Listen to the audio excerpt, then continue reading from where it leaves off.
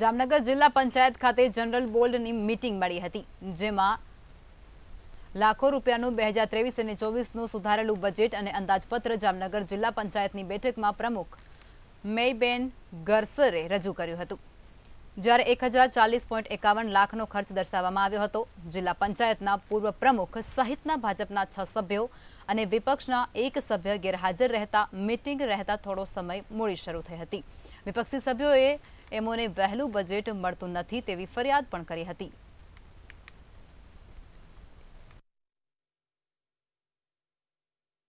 વર્ષ 23-24નું સુધારેલ અને વર્ષ 24-25નું અંદાજપત્ર રજૂ કરવામાં આવ્યું, જેમાં મુખ્યત્વે શિક્ષણ, રસ્તા,